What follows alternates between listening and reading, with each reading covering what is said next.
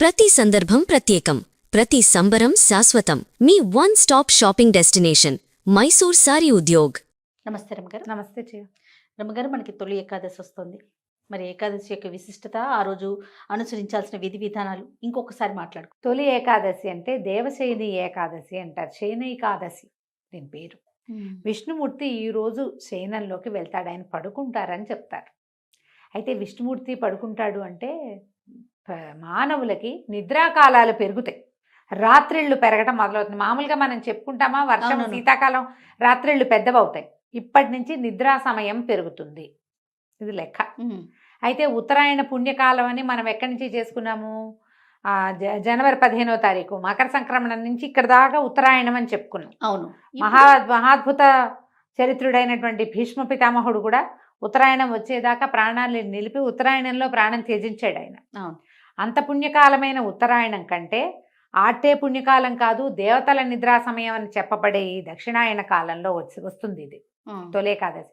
ఇక్కడి నుంచి దక్షిణాయన మొదలవుతుంది. కానీ ఇప్పుడు ఎక్కువ ఉపాసనలు, ఎక్కువ పూజలు, ఎక్కువ పండుగలు కనపడతాయి మనకి. మన పండుగలన్నీ ఇప్పుడే కదా, తొలి ఏకాదశితో మొదలు ఎన్నో పండుగలు ఈ తొలి ఏకాదశి అని చెప్పడంతో ఇక్కడి నుంచి మనకి దేవతల నిద్రాకాలం.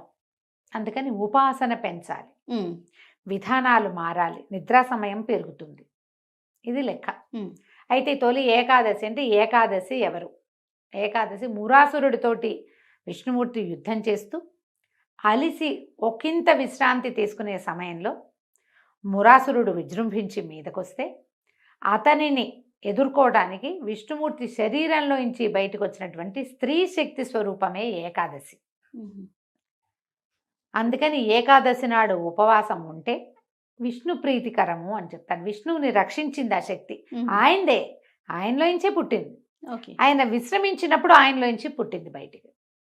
అయితే ఈ మురాసురుడు బియ్యంలో దాక్కున్నాడని అందుకని ధాన్యం తినకూడదు ఈ రోజున అని ఒక పద్ధతిని పెట్టారు. అందుకని ఉపవాసం కింద పెట్టారు. ఖచ్చితంగా ఈ రోజున అన్నం తినకుండా ఉండాలి అని. అన్నానికి భిన్నం ఏదైనా ఓపిక లేని వాళ్ళు తినచ్చు. మనకి ఆరోగ్యరీత్యా కూడా ప్రతి నెల ఒక 2 లేదా 4, 5 రోజుల పాటైనా మనం ఆహార స్వీకారం చేయకుండానో లేదా ఆహారం తక్కువగా తీసుకునో గనక ఉంటే ఆరోగ్యానికి మంచిది. ఓకే. ఏకాదశి అంటే ఏం చేస్తాం, ఏకాదశి రోజంతా ఉపవాసం ఉండి ఆహార స్వీకారం తగ్గించుకుని ఏదైనా పళ్ళో ఫలమో తింటాము, మన నీళ్ళు ద్రవ పదార్థాలే తీసుకుంటాము. ద్వాదశి నాడు తెల్లవారి పారణ చేస్తాం, ద్వాదశి పారణ భోజనం తీసుకుంటాం. దీంతో పాటుగా మనం ఈ ఉపవాసం చేసిన సమయంలో భగవంతుని సమీపంలో వసించే మార్గాన్ని కూడా ఆ రోజు అనుసరించాలి. ఏదైనా విష్ణునామ సంకీర్తన, భగవన్నామ సంకీర్తన తీసుకోవటం చేయటం, ఇక్కడ మనం విష్ణువుతోటి ఉన్నట్టు అన్నమాట. మర్నాడు ఉదయం ఎవరినైనా ఒక బ్రాహ్మణునో ఓ ముత్తైదువునో మనకు అవకాశం ఉంటే వారిని భోజనాన్ని పిలిచి వారికి భోజనం పెట్టి తర్వాత మనం భోజన స్వీకారం చేస్తే మంచిది.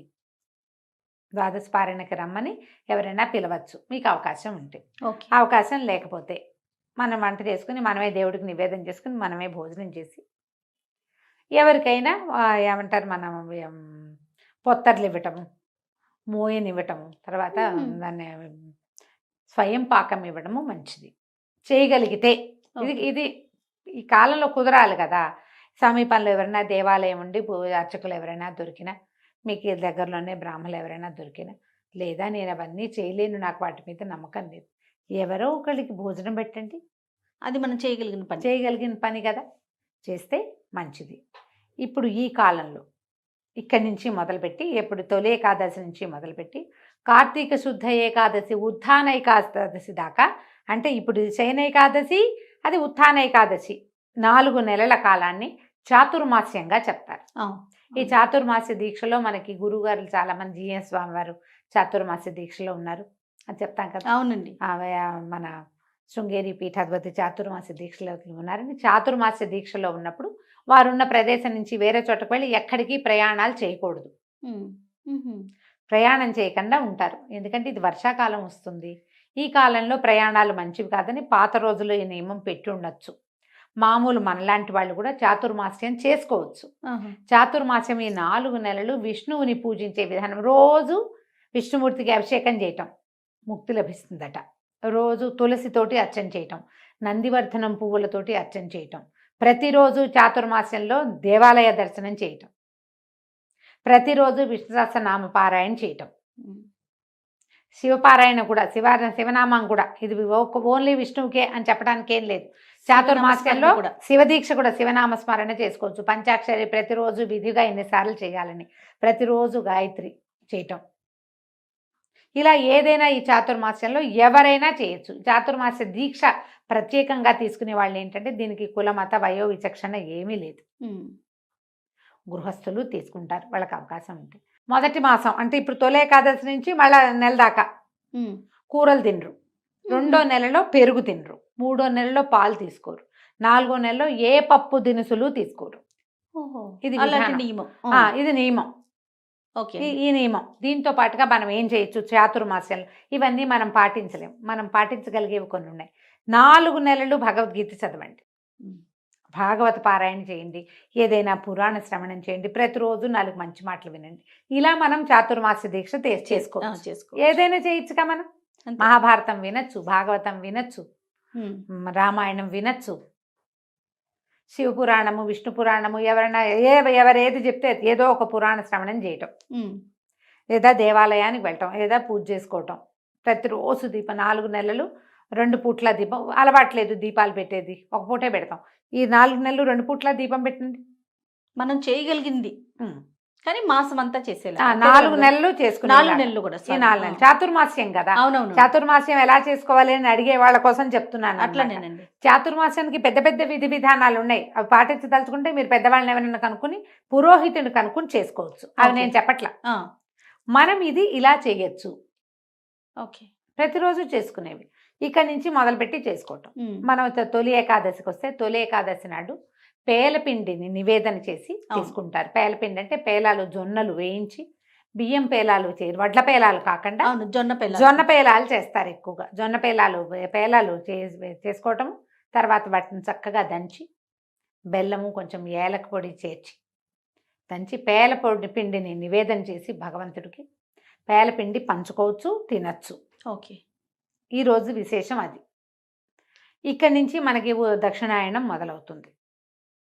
ఇది ఎప్పటిదాకా ఉంది, మళ్ళా జనవరి దాకా, జనవరి 15వ తారీఖు దాకా ఈ దక్షిణాయనం నడుస్తుంది. ఈ లోపల ఇప్పుడు ఈ మాసం అయిపోగానే శ్రావణం వస్తుంది. శ్రావణం అంతా పూజలు. తర్వాత భాద్రపదంలో మొదటి 9-10 రోజులు మనం గణపతిని ఆరాధిస్తాం. తర్వాత పితరులని ఆరాధించే 15 రోజులు వస్తాయి, ఆరాధన. అక్కడి నుంచి మళ్ళా ఇది వస్తుంది, ఆశ్వేజ మాసం వస్తుంది. అమ్మవారి కోసం 10 రోజులు సేవించుకుంటాం. ఆశ్వీజం వెళ్ళేసరికల్లా కార్తీక మాసం, ఆ తర్వాత మార్గశిర విష్ణు మాసము వచ్చేస్తాయి. అంతా ప్రతి నెల ఏదో ఒక పూజా విధానంగానే ఉంటుంది. ఎవరెవరు ఎంతెంత చేయగలిగితే అంతంత చేయటం. చాతుర్మాస్యం అందరూ చేయొచ్చని చెప్తున్నాను కదా. ఒకవేళ మాంసాహారం తీసుకునే అలవాటు ఉన్న వాళ్ళు ఉంటే కనుక మీరు భగవదారాధనలో ఉండదలుచుకుంటే ఈ 4 నెలలు తినడం మానేయచ్చు. ఓకే, అది కూడా ఒక నియమం. తర్వాత కార్తీకంలో కూడా తినము, ఇన్ని నెలలు తినకుండా ఉండలేమంటే అది మీ ఇష్టం. అది ఎవరెవరి విచక్షణ బట్టి, అవకాశాన్ని బట్టి చేసుకోవచ్చు. విష్ణువారాధనకి ఉత్తమమైన కాలంగా చెప్తారు ఈ 4 నెలలు. తర్వాత స్వామివారిని నిద్రలేస్తారు. అంటే ఇప్పుడు తులసితో అర్చన చేయొచ్చా, తులసి కొయ్యకూడదు, అలాంటివేవో 2-3 వచ్చినాయి నాకు, ప్రశ్నలు వచ్చినాయి, మెసేజ్లు వచ్చినాయి. అర్చన కోసం కోసుకోవచ్చండి, ఆ అనుమానం ఏం లేదు. మనము తులసితోటి ఏం చేస్తాం జనరల్గా, అంతే కదండి, అర్చనే కదా చేస్తాం. అర్చన కోసం తులసి కోసుకొని అర్చన చేసుకోవచ్చు, అవకాశాన్ని బట్టి చేసుకోండి. ఈ తొలి ఏకాదశి నాడు ఉపవాసం ఉండటం, మర్నాడు వచ్చే ద్వాదశి నాడు పొద్దునే ద్వాదశి పారాయణ చేసుకుని ఎవరికైనా భోజనం పెట్టడం, ఏదైనా మీ అవకాశాలను బట్టి దేవాలయ దర్శనం చేసుకోవడం. ఏకాదశి నాడే చాలా హడావిడిగా ఉంటాయి దేవాలయాలన్నీ. మీ అవకాశం దేవాలయానికి వెళ్ళలేకపోతే ఇంట్లో భాగవతము, భారతము, భగవద్గీత స్వయంగా చదువుకోండమ్మా. వినడం మంచిది, ఎప్పుడు కూడా వినటం మంచిది. మీకు అవకాశం ఉండి చదవగలిగి ఉంటే స్వయంగా చదవండి, అది ఇంకా మంచిది కదా. అది ఇంకా చాలా అంటే చాలా మంచిది, మరీ మంచిది. చేయండి అట్లా. అవకాశం ఉన్నవాళ్ళు ఏకాదశులు సంవత్సరం అంతా చేసుకోవచ్చు. ఓకే, చాతుర్మాస్యంలోనే ఏకాదశులు చేస్తాం అని పెట్టుకుంటే ఇవి కూడా 8 ఏకాదశులు వస్తాయి కదా, ఇవి వస్తాయిగా. అవకాశాన్ని బట్టి ఈ ఏకాదశులైనా కూడా మీరు నియమంగా ఉండి చేసుకోవచ్చు. అన్నం తినకూడదు. అంతే. ఏదైనా మాత్రలు వేసుకునే వాళ్ళు, బీపీ షుగర్ లాంటి వాళ్ళు ఉన్నవాళ్ళు కొంచెం ఏదైనా ఫలహారం తీసుకోవచ్చు. ఒకవేళ గర్భవతులు, పిల్లలకి పాలిచ్చేవాళ్ళు, నాకు 4వ నెల నేను చేయొచ్చా, 3వ నెల నేను చేయొచ్చా, ఇవి అడగండమ్మా, చెయ్యొద్దు. ఏకాదశి ఉపవాసం మాత్రం ఉండపోకండి. మీకు అవసరమైన ఆహారాన్ని తీసుకోండి. అనారోగ్యంతో ఉన్నవాళ్ళు, మంచం మీద ఉన్నవాళ్ళు, బాలింతలు, చంటి పిల్లలు, తల్లులు, వీళ్ళని బలవంత పెట్టకండి. అత్తగారులు, భర్తలు మీరు చేయగలిగితే మీరు చేసుకోండి.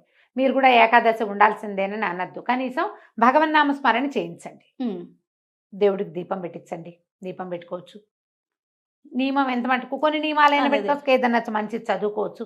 ఏ కృష్ణాష్టకమో చదువుకోవచ్చు, విష్ణుసహస్రనామం చదువుకోవచ్చు, 2 పూట్ల దీపారాధన చేయొచ్చు. అలాంటిది ఏదైనా నియమం పెట్టుకుని ముందుకు తీసుకెళ్ళండి. నేను ప్రెగ్నెన్సీ 7వ నెల, 6వ నెల చాలా మంది అడుగుతారు, 7వ నెల వచ్చింది నేను చేయొచ్చా, చేయకూడదు అని పక్కన చెప్తూనే ఉంటాం, మళ్ళీ అడుగుతారు. అడగండి అమ్మా, ఇప్పుడు ఈ సంవత్సరం కాకపోతే మరి తర్వాత ఏకాదశులు చేసుకోవచ్చు. అంతే కదా. దండం పెట్టుకోండి. ఈ అన్నం మానేయాలన్న గోల ఎందుకు? ఈ అన్నం మానేసి ఒకవేళ ఉండగలిగి మీరు ఏదైనా కొర్రలు తీసుకుంటాం, ఇంకోటి తీసుకుంటాం అంటే మీ ఇష్టం. చిన్న నెలల్లో ఉన్నవాళ్ళు, పెద్ద నెలలు వచ్చిన వాళ్ళు అలా ఆహారానికి అలమటించేలాగా జీవుణ్ణి చేయకూడదు. ఎందుకంటే లోపల ఇంకొక జీవం ఉంది కదా, అంతేగా. వాటిని అడగబోకండి. పెద్దవాళ్ళు కూడా ఓపిక మంతులు, ఓపిక కలిగిన వాళ్ళు ఉండండి. లేదా భగవన్నామస్మరణ చేసుకోండి. అదైనా కూడా ఉపవాసం కిందే వస్తుంది. రైట్. మీ అవకాశాన్ని బట్టి తొలి ఏకాదశి పర్వదినాన్ని జరుపుకోండి. రైట్ అమ్మగారు. నమస్తే. నమస్తే.